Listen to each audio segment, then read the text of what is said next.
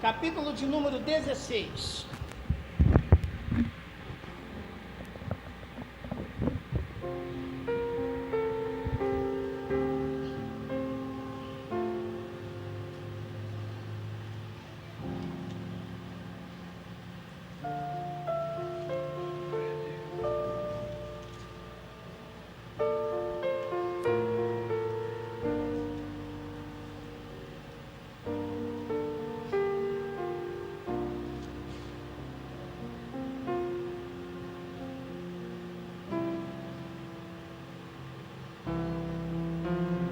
A partir do versículo de número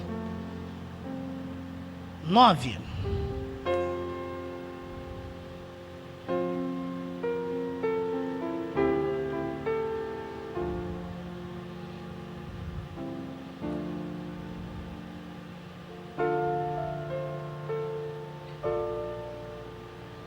Glória a Jesus.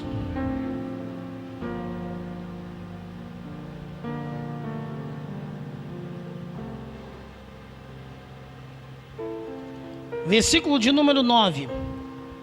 E Paulo teve de noite uma visão em que se apresentava um varão da Macedônia. Ele rogava dizendo: passa a Macedônia e ajuda-nos. Versículo de número 22. Versículo de número 22. E a multidão se levantou unida contra eles. E os magistrados, rasgando-lhes as vestes, mandaram açoitá-los com vara. E havendo-lhe dado muitos açoites, os lançaram na prisão, mandando ao carcereiro que os guardasse com segurança, o qual, tendo recebido tal ordem, os lançou no cárcere interior. E lhes segurou os pés no tronco. Perto da meia-noite, Paulo e Silas oravam e cantavam hinos a Deus, e os outros presos os escutavam. De repente, sobreveio um tal grande terremoto, que os alicerces dos cárceres se moveram, e logo se abriram todas as portas, e foram soltas as prisões de todos. E acordando o carcereiro, e vendo abertas as portas da prisão, tirou a espada e quis matar-se, cuidando que os presos já tinham fugido. Mas Paulo clamou com grande voz, dizendo: não te faças nenhum mal, que todos aqui estamos. Pedindo luz, saltou dentro e todo trêmulo se prostrou ante a Paulo e Silas. E tirando-os para fora, disse: senhores, que é necessário que eu faça para me salvar? E eles disseram: crê no Senhor Jesus Cristo, será salvo, tu e a tua casa. Podeis sentar.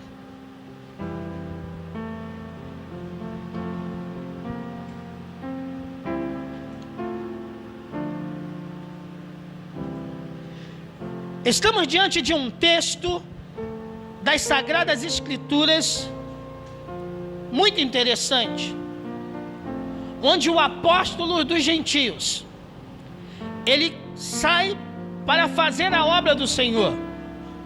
Apóstolo esse que Deus chamou com mão forte para fazer a sua obra.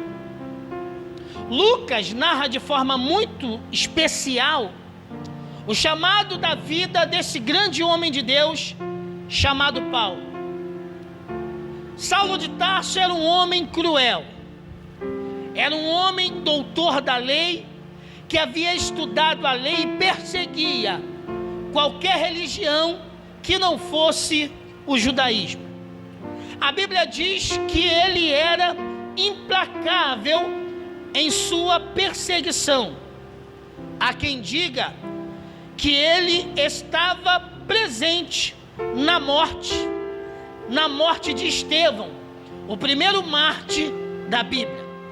A palavra nos diz que certa vez Paulo, a caminho de Damasco, a história nos conta que de Jerusalém até a cidade de Damasco distava mais ou menos, aproximadamente 180 quilômetros.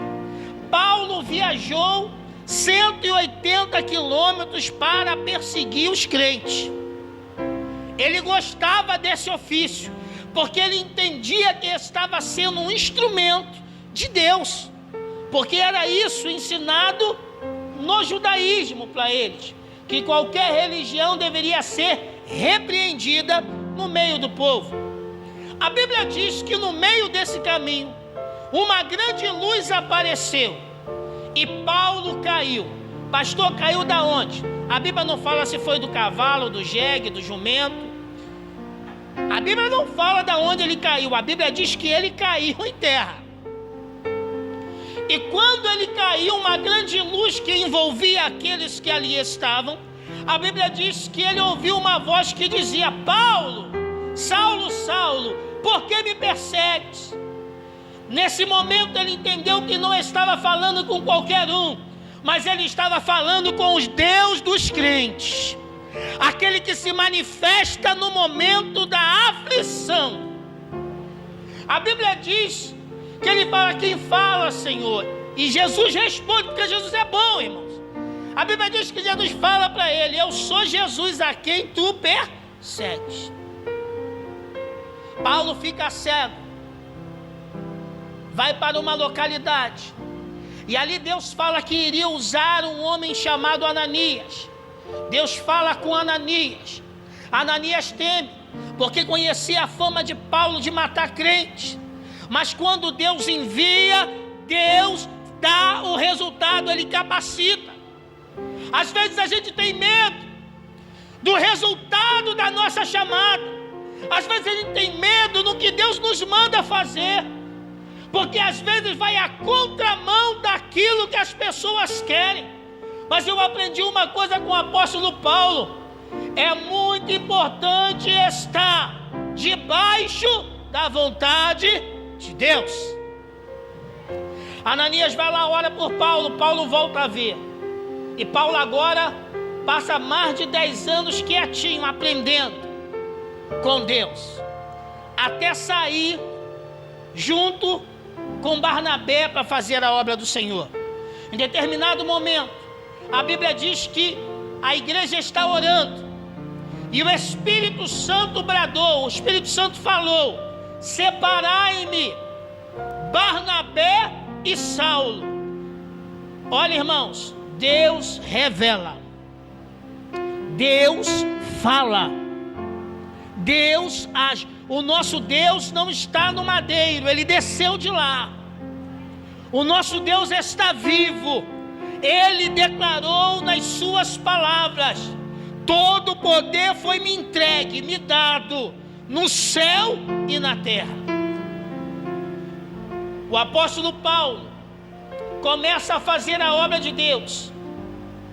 E nessa passagem em questão, se não me falha a memória, ele está em Troade, quando ele tem essa visão.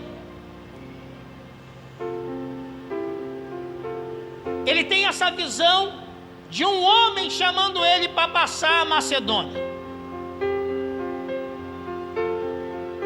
Irmão, sabe o que me chama a atenção?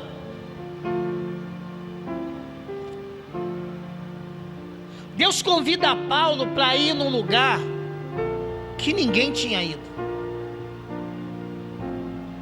Quando Paulo chega nessa determinada cidade, Filipe,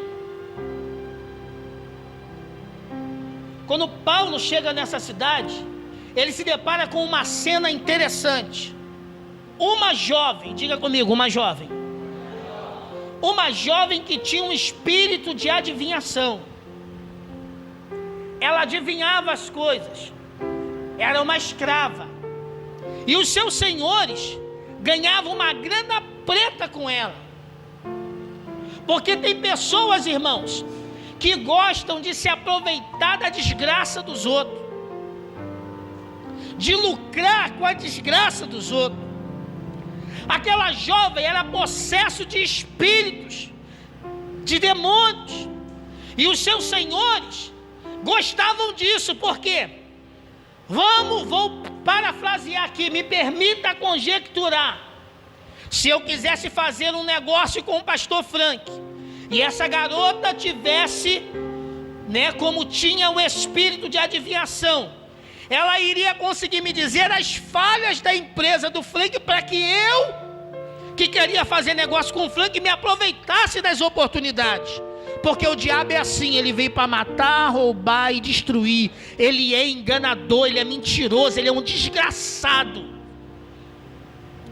Essa jovem que tinha espírito de adivinhação para seus senhores, ela era importante porque dava lucro, mas era uma jovem oprimida, porque ninguém sem Deus tem paz, ninguém sem Deus é feliz, ninguém sem Jesus tem liberdade. É por isso que ele declara na sua palavra: conhecereis a verdade, e a verdade vos libertará. Não há libertação sem Jesus. E a Bíblia diz que Paulo chega e vê essa menina, e ela, quando declara a respeito dos missionários, tudo o que ela fala, se você continuar lendo os versículos anteriores que eu li, era verdade. Eles eram homens de Deus? Eram. Falavam a verdade? Falavam. Mas Paulo sabia que aquele espírito que estava sobre aquela menina não era de Deus.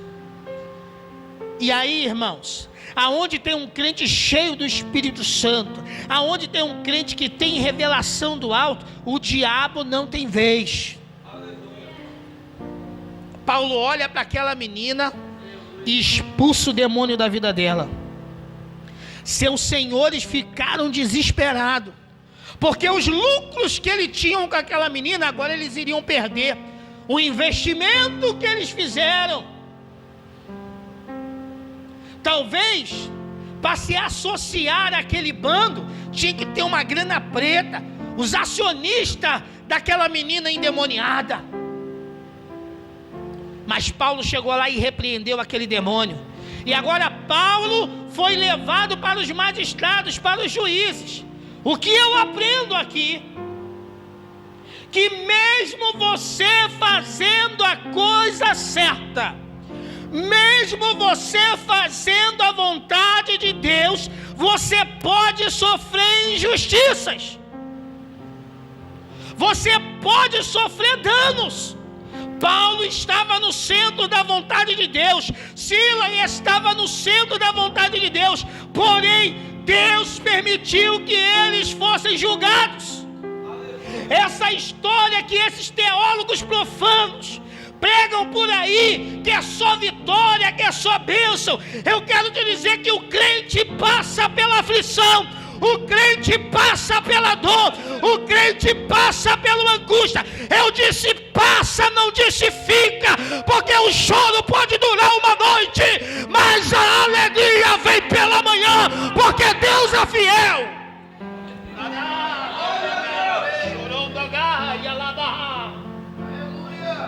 Ele é fiel. Ele é aquele que abre a porta onde não tem porta. Ele é aquele que tem a última palavra, porque Ele é Deus. Ele não só fez tudo que existe, mas Ele controla todo o firmamento, todo o universo. Foi Ele que fez, Ele é o Deus Supremo. Mas Ele não só fez, Ele sustenta. Aleluia, porque Ele é poderoso. Às vezes a gente acha, Senhor, estou sofrendo, Senhor. Eu vejo o ímpio com portas abertas, eu vejo o ímpio se dando bem, eu vejo o ímpio comendo do bom e do melhor, e eu estou aqui padecendo. Isso é espírito de Asaf. E Asaf diz assim: os meus pés quase vacilaram. Quando você olha para o mundo, você vacila. Quando você olha para a circunstância, você vacila. Mas é por isso que a Bíblia diz que olhando para Ele, o autor e consumador da nossa fé, o nosso pé não vacila quando eu olho para Jesus, o nosso pé não vacila quando eu estou firmado nele, porque eu estou firmado na rocha eterna, que é Jesus. Quando estamos firmados em Jesus, nós não olhamos para trás. Quando eu estou firmado em Jesus, eu não sinto desejo de pecar, porque eu não dou lugar para pecar. E quando eu me sinto fraco, Ele é a minha força e a minha fortaleza. É por isso que está faltando crentes nesta noite que queiram buscar a face do Senhor, que queiram buscar a face do Senhor, porque quanto mais eu clamo, quanto mais eu busco, Ele se manifesta na minha vida, no meu ministério, no meu casamento, na minha família, nos meus sonhos, nos meus projetos, porque Ele é um Deus que se relaciona. O apóstolo Paulo, ele vê aquela situação daquela mulher, daquela jovem sofrendo, repreende. Agora ele está ali, irmãos, sofrendo. Paulo era um orador, era alguém que sabia se defender. Ele não era qualquer um, ele era cidadão romano, conhecia das leis romanas de trás para frente, de frente para trás, e da lei do Senhor.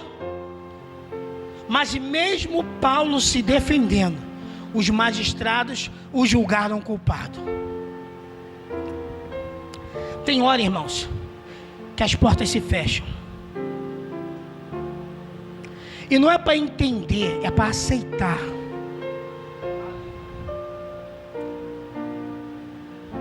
Diga comigo: o sol nasce para o justo e para o injusto. Enquanto nós estivermos aqui, irmãos, nós vamos padecer, porque a nossa esperança está no porvir. A nossa esperança não se baseia naquilo que temos, mas naquilo que cremos, naquilo que esperamos.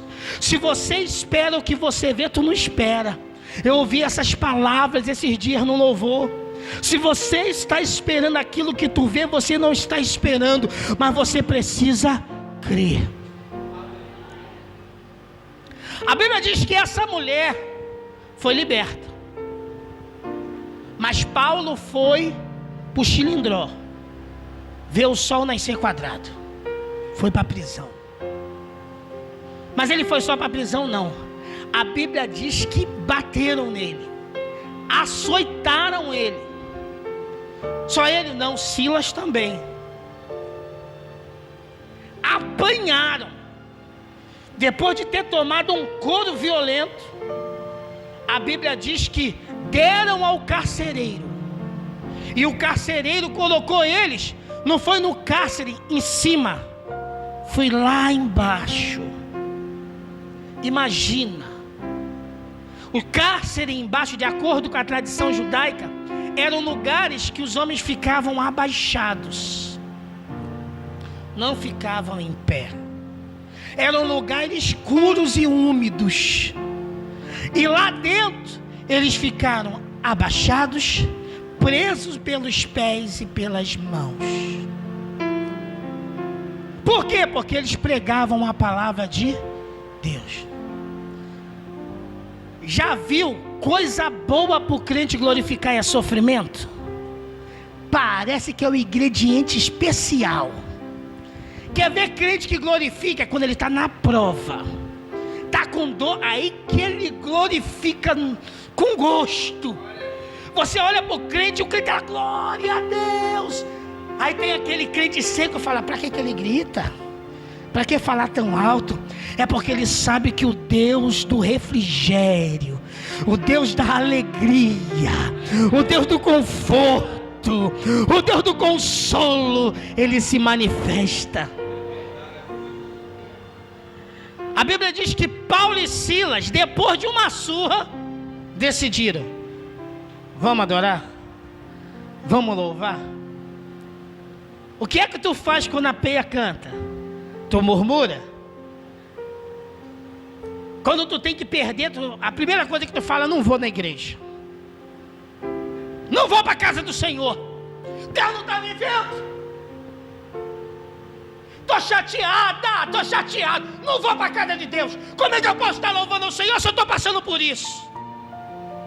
Ai, é na prova, é na dor, é na angústia que vem um milagre. gente canta: quando tudo diz que não, tua voz me encoraja a prosseguir. Tu diz que não, ou parece que o mar não vai se abrir. Cante. Sei que não estou só, e o que dizes sobre mim não pode me frustrar. Não venha em meu favor e cumpra em mim teu querer. O Deus do impossível não desistiu. Ele não desiste. Sua destra me sustenta e me faz prevalecer. O Deus do impossível não desistiu de mim. Tua destra me sustenta e me faz prevalecer. Fecha agora. O Deus do impossível. A gente canta, mas na hora de viver, na hora da tribulação, a primeira coisa que a gente corta é Deus. A Penha canta na vida financeira. Qual é a primeira atitude do crente? Não dizimar. Corta no dízimo. Deus entende. Uma ova que Deus entende é a sua fé. Você precisa ter fé que Ele é poderoso para abrir a porta onde não tem porta.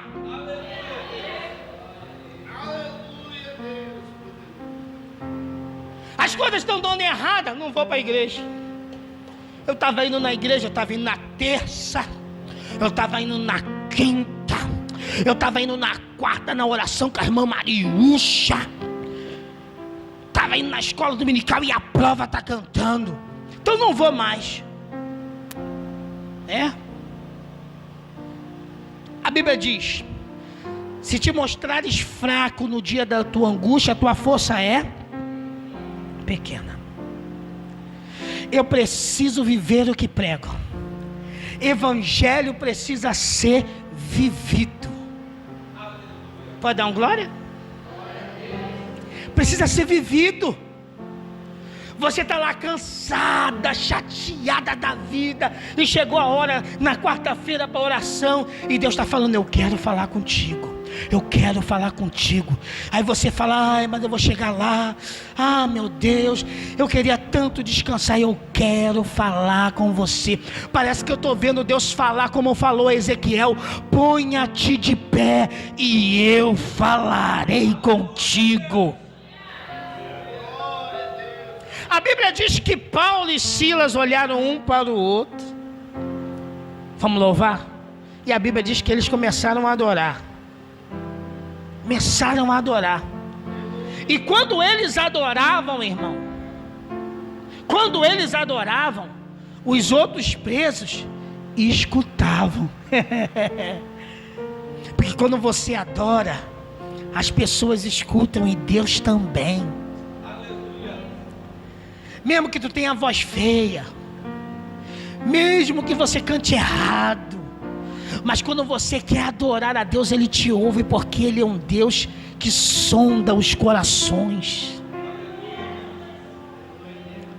Talvez Silas e Paulo cantaram: Paulo, está doendo? Como é que está a tua costa? Varão, minha costa está aqui arrebentada, varão. Meus pés estão ardidos. Camarada, Deus com um bambu, rapaz, aqui no meu joelho. Estou parafraseando, tá? Deu com um bambu no joelho, rapaz. Meu joelho está doído, rapaz. Minha costa está ardendo, está sangrando aí, tá, varão? Está sangrando? Tá, Silas, está sangrando. Varão, está doendo. Paulo, me dá uma palavra, vou te dar. Vai dar tudo certo, em nome de Jesus. Vai dar tudo certo. Oh, oh, oh. a gente colocar a nossa fé em ação, vai dar tudo certo. Vai dar tudo certo. Declare: vai dar tudo certo. Em nome de Jesus, já deu tudo certo. Se a gente colocar a nossa fé em ação, já deu tudo certo? Já deu tudo certo. Eles começaram a adorar. Eu não sei qual foi o hino que eles cantaram, eu não sei como eles glorificaram. Uma coisa eu tenho certeza: Deus ouviu o clamor daqueles homens. E a Bíblia diz que perto da meia-noite, perto de quando tudo vai ficar em densas trevas, perto de quando os macumbeiros saem para oferecer sacrifício, perto quando tudo está dando errado, Ele se manifestou com o sobrenatural. Aleluia! Aleluia! Ele se manifestou com o sobrenatural. E a Bíblia diz que um terremoto de Deus aconteceu naquele lugar. Mas é interessante que o terremoto, irmão, só veio para libertar. O terremoto só veio para trazer liberdade.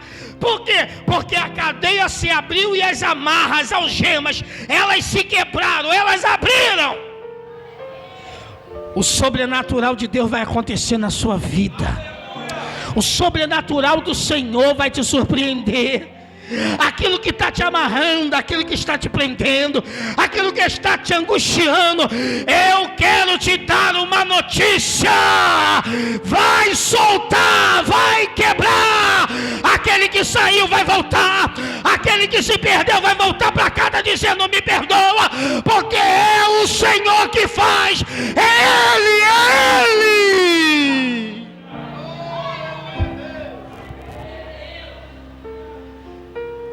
Para finalizar, vem uma pergunta muito interessante que o carcereiro faz a Paulo: o que eu devo fazer para ser salvo? As religiões, tanto a judaica quanto as outras religiões da época, ensinavam que o sacrifício tinha que ser humano, que o sacrifício tinha que ser do homem, para que o homem por si só pudesse vir a ser salvo. Ou talvez eles teriam que fazer grandes penitências, teriam que pagar uma grande quantidade de dinheiro, e mesmo assim talvez eles seriam salvos. Mas Paulo e Silas tinham a palavra de Deus, e Paulo e Silas ensinaram o segredo da salvação do crente e de todo aquele que quer ser salvo: crer no Senhor Jesus. Não é crer na nossa denominação, não é crer numa religiosidade, não, é crer no Senhor Jesus, aquele que morreu, aquele que sofreu escárnio, que tomou cuspe na cara, que apanhou, que uma lança o traspassou, que chibatadas ele tomou por você e por mim. Por ele é a razão da nossa salvação. E a Bíblia diz que em nenhum outro há salvação, em nenhum outro. Não está em Tomé, não está em Pedro, não está no Paulo, não está na Igreja Assembleia de Deus Adonai. A salvação está em Jesus Cristo, o autor e consumador da minha e da sua fé. Se você não confessou Jesus como teu Senhor e teu Salvador, eu falo, você nunca terá salvação. Só Jesus é o elo, Jesus é a ponte que te liga à salvação. Ele comprou a salvação com um alto preço, com uma morte horrível, uma morte de cruz. Eu quero te dizer nessa noite que Jesus, Ele merece a tua adoração. Ele merece que você sirva a Ele de coração. Nada que teus pais fizerem merece você não adorar. Nada que teus filhos fizerem merece fazer você não adorar.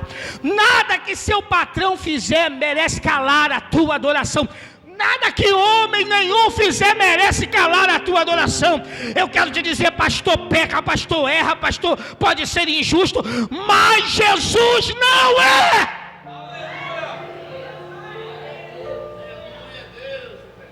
Jesus não é.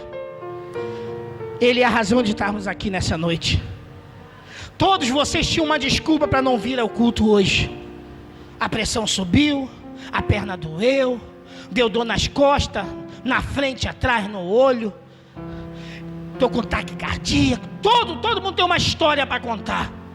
Mas só os vitoriosos, só aquele que crê, só aquele que leva no seu coração o desejo de servir a Deus, sai de casa para adorar. Então, quando te perguntarem o que é que eu tenho que fazer para ser salvo, aceita Jesus como teu Salvador, como teu Senhor.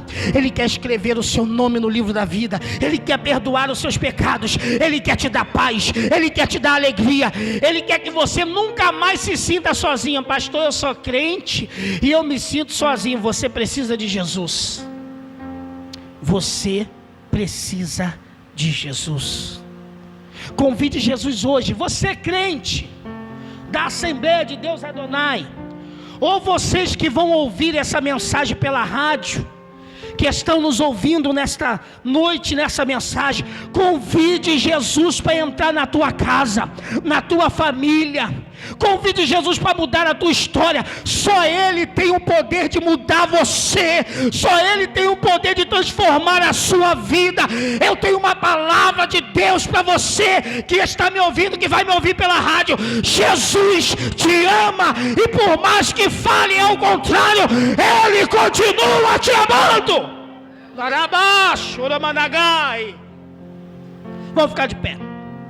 21 e 13.